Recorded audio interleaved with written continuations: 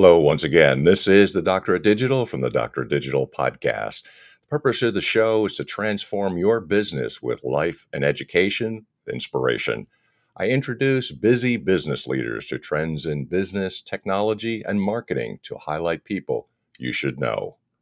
Do you know what it feels like when your company is a sinking ship and you're just laughing while it's going down? If so, you're not alone. My next guest has spent decades observing and experiencing the dysfunctional chaos that plagues many organizations, from calculating the a hole density ratio to navigating the treacherous waters of poor customer service and excessive bureaucracy. He has seen it all. And now he's here to share his insights and hilarious stories about the 7 habits of highly dysfunctional companies. So buckle up and get ready to laugh or cry as we dive into the absurdities of the corporate world. My guest is a retired cybersecurity consultant and self proclaimed adult survivor of the corporate world.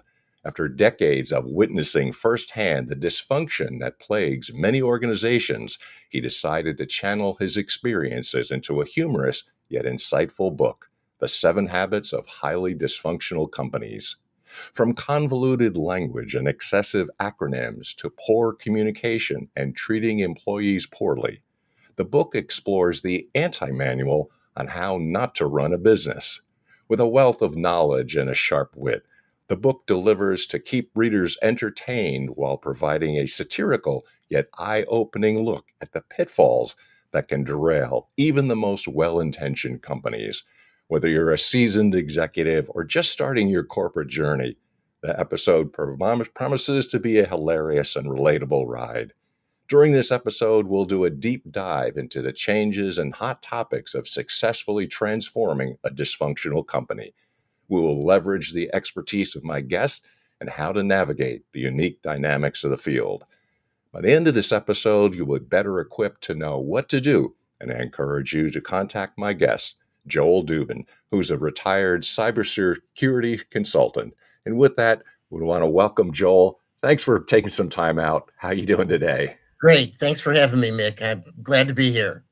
Well, it's very interesting that how you came up with this phenomenal idea. So I'm really curious of how, and tell us a little bit about your background. How did you start in this? So, a couple decades ago, about 25 years ago, I started out in cybersecurity. And what I do is I call on clients and I review their security and I reviewed their security procedures. So not only was the book about the maybe 100 companies that I reviewed, but it's also Yeah. about companies I worked for as well. So it ranged from small companies to large companies, Okay. family owned, Fortune 500 type companies, and so on. And over the years, I developed, seeing all kinds of nonsense that I would see going on in companies. In some cases, damaging to their security. It was kind of like shooting themselves in the foot, Right. and I developed these kind of 7 habits that I saw were the most common things that Okay. happen at a lot of companies. The first one, of course, is, if it makes sense, don't do it. I saw companies trying to make things complicated or just stupid things like, for instance, customers that, liked a store in a particular location. So then the company would close the store and move it somewhere else where people weren't going. What are they thinking? Or moving offices away from employees so that they could commute long distances and be fresh and crisp when they came to work every morning. Yeah. And then I noticed turf battles were common. There were just people in these particularly larger companies where they weren't even thinking about the business. They were thinking about their little kingdoms and fiefdoms. They probably should have been wearing, as I make jokes about in the book, wearing knight uniforms and mace and swords, because or actually in the world today, you'd see 2 executives beating each other up with laptops in the hall. I guess that's kind of the modern equivalent. So Yeah. I see people more interested in turf building and Mm. building little political centers that they could battle each other, and they weren't really. Sometimes there were days I wanted to say, "What do you know what business we're in anymore?" You know, that kind of a thing. Or in the middle of a meeting where there was some crazy security standard that made no sense, and people are just going arguing in circles. I just once in a meeting, and I'm known for being outspoken. I says, whoever wrote this, whatever they were smoking, they should share it with the rest of us because it's some pretty good stuff. You know. And then I go, then I run the gamut of meeting poor communication. Mm, I say a lot of employees at these companies, they have whiplash, from their head going back and forth. They said this yesterday and they said something else today. What are we talking about? That kind of a thing. And then meetings, which are that kind of rolls off of poor communication, right? mm, People that were in endless meetings. Meetings are like the bane of the existence of absolutely. dysfunctional companies. And I have a long chapter about meetings, about, employees should have, they should have laser pointers so that they can participate. You should never use a whiteboard in a meeting because that involves creativity. That allows people to think freely. You should have PowerPoint should be required in every meeting, and meetings should be run by people that don't know what they're doing so that meetings kind of go aimless. You should have defibrillators and oxygen tanks in meetings, because you never know when someone might pass out. And of course, employees should have water bottles to be hydrated during long hours in meetings. And I talk about meeting police who are in the halls of the office, with little armbands, and they look for people that are not in a meeting and they approach them and they'll put you in a meeting in it, even if it has nothing to do with what your job function is, you know. So I talk about meetings, I talk about poor customer service. I think even beyond working for a company, just as ordinary consumers, Mm, it's almost impossible to reach a human being. So one of my habits was human contact with customers is totally prohibited. Because now when you call up, you can't even get a phone number sometimes. You can't find it on a website. You have to sure. Google. It's like a research project. Then when you get a number, you get this menu, and then the menu has nothing to do with what you're looking for. So you're screaming in the phone, you're screaming in the representative, Mayday, help me, I'm sinking, and all these things that are going on. And eventually, maybe if you hit the right combination of Mm, keypad numbers, you get through to someone. I call that menu bingo. And menus should be designed so that they're not easy to use. And then in the rare case you do get to someone, they're reading a script, they don't know what they're talking about, or customer service is kind of like a conveyor belt. Oh, that's not my job. Let me move you to the next important department. So it's like a hot potato. No one should take credit and no one should assist. It should just keep moving on until it kind of drops off the face of the earth. And then I talk about, of course, employees. I talk about, the twin enemies of any dysfunctional company are its employees and its customers. Well, mm, customers are easy to deal with. You can drive them away. They're outside the company. They're out of sight, out of mind. But employees, it's like a nagging toothache. They're in the company. You have to do something about them. They're expecting to be paid. What kind of crap is that? I mean, and then they talk about empowerment in these companies, and they do everything to blockade, not listen, give lip service, shake their head, yeah, sounds like a great idea, and then walk away. And then I talk about also how not serving the common good, and I talk there about how companies say one thing and do another, like employees, they're our most important asset. Well, they say that the day before a mass layoff. Doesn't that make sense? That kind of thing. And then I have what I call the home management development training program, which in the spirit of poor communication, where you use acronyms, it's called AMDTAP, I call it. And I talk about all the various swamp creatures that are in these companies, because the poor environment, the toxic relationships, and so on, it breeds a situation where really only assholes can get ahead in these companies. And then after they're done at these companies, they can go out and maybe they can work for government where they can do all kinds of damage, right? From everything that they learned at these companies. So that's kind of in a nutshell. After years and years of seeing this and seeing mm. this stuff and banging my own head against a wall, I just kind of developed these traits that I noticed were common to all of these companies. And it doesn't have to be that way. Sure. Sure. When you talk about, are there things that you've seen or changes that have taken Yes. place? Or yeah, tell us a little about I changes. think companies have become much more bureaucratic and stodgy. There's much more regulation now. I'm not one that's like the libertarian that says no regulation at all, but I think what's happened, and I see this in security, that rather than looking at security, and I don't want to go off into too technical a track here, is that companies are just kind of following these rigid rules and checklists. It's called compliance, and they're meeting standards, but they're not really looking seriously at Mm, security. And while they're looking at rules and regulation, the hackers are kind of laughing all the way to the bank, getting in with all kinds of creative ways of breaking in into systems. That was one thing. I see a lot more of a callous attitude toward employees in the sense that they're disposable. There's no Mm, loyalty. Um, that's another thing that I would recommend is that you should always be prepared. The I call it the corporate angel of death could strike at any time, at any moment. Doesn't matter how good you are, how competent you are. Someone could come over, tap you on the shoulder, hand you a pink slip, and you're done. It could be there a year, it could be there 20 years, although that's pretty rare now. So those are some of the changes that I've seen. Yeah, mostly in that more automation in terms of customer service, in terms of HR. You want a job at a company, you go to their website, you send a resume electronically. God knows if you'll ever see if anyone will ever see it or if true. it's even seen. And Yep. I have a recommendation there where I say just put the word asshole in the middle of the resume, and probably their detectors will grab and say, that one, that's a hot candidate. Let's call him in for an interview, that kind of a thing. And I make all kinds of jokes about HR. I think that it's just gotten too, yeah, too regulated, too too bureaucratic, too difficult to get anything done.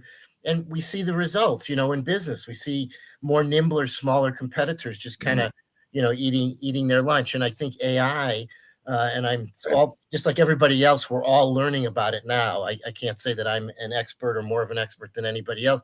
This is going to automate things, and people are going to have to be prepared to kind of shift gears. How are companies going to deal with that? So those are the main changes, Mick, that I've seen over the years. Is there an area, or you say hot topics? I mean, because you mentioned AI, that might be one. So, are there some hot topics you would address currently? Well, I have a bias towards security because that's one of the Yeah. things that Mm, that I'm in. I think that companies need to be, and AI obviously is a big thing, but I think also in terms of people management. I mm, have an MBA from a top business school. Amazingly, I call it a Master's of Bureaucratic Administration. Seriously, I learned a lot at school. It's a great school. Northwestern and Kellogg was a fantastic school, and it learned an incredible amount of things. But I call it that because it's really geared toward organizations and large organizations. mm, So what I see in terms of you know kind of the hot areas, they don't teach at business school, for example, psychology, right? And I think they should teach psychology. We had like an organizational behavior class where you learn about organizations and organizational structures and how people relate. And I'm not talking about like the psychology you would take in an undergrad program where they teach you about child development, and all these different areas. I'm talking mm, about something based on like issues of power and ego, right? I think that you have too much ego is in these companies, and you need to kind of check your ego at the door. And there also has to be barriers have to be broken down between the executives and the rest of the staff. Too often, I saw companies where executives are hiding in ivory towers, and then they come out, and I call them like in town halls, right? They come out of the dark, they come out from the underground bunker, and they'll come out and they'll be flanked with all these assistants. It's just like the president and the Secret Service there. And then they talk all this nonsense and bullshit, and you wonder, do they work for the same company? And then someone asks a question and it's a difficult. Then they'll ask with some plastic thing that they read off of a brochure. But if someone asks a difficult question, I say, two armed security people will come and lift the employee out and take him out in the parking lot. You know, so too often I saw like executives, they have like a big show, right? They come and they make a big deal and it would be announced. Why not just show up unannounced without your assistants? Just walk around and talk to people, see mm, what they're thinking. They could give you ideas about how to improve the business, how to improve the mm. process. They may bitch and moan about this and that and the other that like everybody does, but you might get some elements of things there that could help you run this business. Too often, a lot of I call it executive blindness. So that those are the key hot areas. Improvement of executive employee relationships. I mentioned AI, I mentioned security, and I mentioned ego, and that kind of thing. Learning psychology.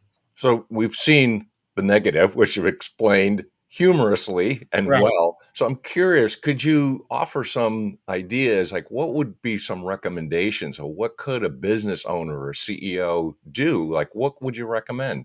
So as I say, I recommend getting out there, pressing the flesh, talking to your people. Sure, it's important that executives meet, on their own, in their own atmosphere. They're often dealing with sensitive things and big strategic projects and so on. So that's the one thing that I would recommend. The other thing for employees, Yeah. I'm not saying to be disloyal and not to do a good job, do the best job that you can. Okay. Don't take it all personally. You may work on a project and a company may scrap it after you've done all this work for 6 months. It's not about you. There might be some change in strategic focus, right? So don't take it personally, and Okay. always, always, always be Yeah. prepared. Today could be your last. You never, never know. Mm, Always have a resume ready, try to update it regularly. Take sure. advantage of any training. Now, I make a lot of fun in the book about training, but I'm talking about kind of useless training where, in the middle of the day, I get an email saying, you've got to take this training, about, labor procedures. There's nothing to do with my job, but it's part of some regulation. I have to drop everything, take this CBT. Mm, It screws up my day. But there were technical trainings that companies that I worked at, they paid for that. So, right. So I learned some new technical skills, something I could put on a resume, something I could sell to a mhm. future employer, that type Right. of a thing. I had some great, great training in what's called ethical hacking, for example. I wasn't a penetration tester where I did ethical hacking, where I did that type of testing. I did Okay. do a lot of security testing, but I didn't try to break into systems, which is one of the skills. One of my certifications required that we go through a boot camp in this. And I, really wasn't necessary, but you know what? I got this skill and I got this certificate, and I can go Mm, to someone and say, hey, I have some expertise in ethical hacking, right? Take advantage of training, network, network, network. Use any mhm. network. If you're a member of a professional association, go to trade shows. I know some people say trade shows are a waste of time or they're drinking and partying opportunities. They're also great opportunities to meet E people Sure. in person, go to events, Mhm. go to classes, and then use like alumni networks, use any type of as I say, professional networks if you're a member of some society or something like that, and just always, always kind of be out there because once they throw you out the door, you got to have a parachute, Yep. and that can be your parachute. I mean, I had once where I was actually let go from a company in the morning, and in the afternoon, I was already having interviews because I was prepared. I had talked to people, so it should always be prepared. Those are the big things. So, really good advice. Somebody had said, "Don't wait till you get fired to look for a job. You should be Right. always looking for your next opportunity, and the day you get a job, start looking for your next one." Just That's brilliant. That's exactly it. Don't have that tunnel vision. Too mhm. many people, it's like they just get too involved in the job to their heads down so low that they can't see what's above them. Yeah. You gotta be proactive. That's just the reality of today's job market. And when you mentioned about changes, that's becoming even more common because the tenure at companies now, people are often at companies only 2, 3 years now, and Yep. then they're on to the next one. And even for executives, it's rare for an executive to start at the bottom, kind of climb that ladder up the top. Some of them they kind of zigzag. They'll make their next management move at the next company. They'll make their next rung up at another company, and then if they reach like the CEO level, it might have been maybe the second in command at another company where it didn't look like the CEO was moving, and the second in command was a person that was ambitious, and they saw an opening and they had the skills and they jumped at it. So sometimes even with the executive level, they're zigzagging up. Got it. Could you say something about, like, what's your expertise or what do you offer? Like, what would a person get if they were working to you or just reading the book too? So could you tell us a Well, little bit about that? as I say, I like to call it an anti-manual of how not to Yeah, run a business. So that's funny. take everything in the book and do the opposite. I even say in the introduction, uh, at some, early on, I says, you can actually take the book and rip it up and throw it in the air and just stop right here and you'll be fine with your company. Or because, many of these people at these companies have big egos, they're going to keep playing the game. So, my expertise, I still have some expertise in cybersecurity, although I've been out about a year, but so I still have expertise in that area. Other areas, um, I wouldn't, don't come to me to restructure your company, but I can give you personal advice, Mm, maybe about your situation. Tell me what's going okay. on. I've heard a lot of these corporate horror stories. What's also not mentioned, I did a lot of business internationally. I'm also a polyglot. I speak multiple languages, so I'm very adept at multicultural and international teams. I've managed teams where there was people in Brazil and India, and then in the U.S. And how do you kind of get all these cats that are herding, herd all these cats together? So I'm good at that. I'm good at dealing with those cultural sensitivities in business, which now we're in a global world. You kind of have to be prepared for. And even in countries where I didn't speak the language, where I did a lot of business in the Far East, where I didn't, maybe a little bit here and there, but not enough to do business, I understood the culture enough to be able to work with them and integrate them into a team. You'll have a team of people from, as I say, from Hong Kong, from India, from the UK, from the US. And a lot of these people have very different business cultures or different ways that they want to see things done. So I'm kind of good at that kind of multicultural international focus in that regard. So international business is also an area that's a specialty of mine. And then the language area. So I'm familiar with learning languages and speaking a lot of languages as well. So I'm active in the global polyglot community as well. Got it. Love to give you some contact of her. Give us some contact information. How do you get a hold of you? And please Okay. tell us, how do you get a hold of this book? Because it's hilarious. Okay, the book is on Amazon. So, Okay. but you can reach me at dysfunctionalcompany@yahoo.com. That's my email. And it does work. It works. So, Right. It's something that does work. It is yeah. not dysfunctional, just Yeah, it's like the not name. dysfunctional, But yeah, just keep the faith, people. There is hope. Another thing, just I'd like to add, kind of make is a footnote. A lot of people kind of have this entrepreneurial itch. Nothing True. wrong with that at all. Believe me, not. But I just want to say it's not for everybody. Not everybody can be an entrepreneur. Not everybody kind of has the stomach for it because there's ups and downs, and you have to make sacrifices and so on. So your personal reality might be that you just may have to work for someone else, or also you're better at that, or you don't have to chase people that aren't paying bills or look for customers. You just kind of Right. do your particular specialty. So, if that's the case, kind of know yourself. Emma, is it really a good idea Yeah. for me to be an entrepreneur? Because so many people are selling that message now everywhere. You're saying, well, get on TikTok and, you can get on YouTube and you can make tens of thousands of dollars a month just doing this. It doesn't always happen. Your place might be working for, another company. So just kind of know yourself and know what works for you. Entrepreneurism, not against it. Don't want to be misquoted. It's not for everybody. You just have to decide what works best for you. Joel, phenomenal. Thank you so much for taking some time out and Yeah. being not only informative, but also humorous too, because in the corporate world, you better keep your sense of humor. You're Yeah. going to You're need going to it. laugh or you're going to cry. I'll tell you. That's I mean, right. this is what I look like every day at the office. Thanks so much, Joel. I appreciate all the good advice and all the Thank you. Thank wisdom you, that you Nate. shared today. Thanks for being a guest. Great. Thank you very much. You bet.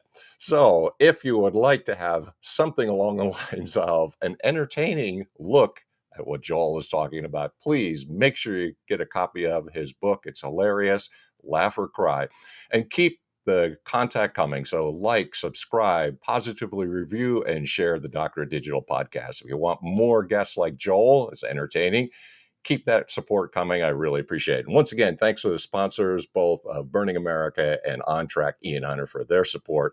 Until next time, Deus Volt.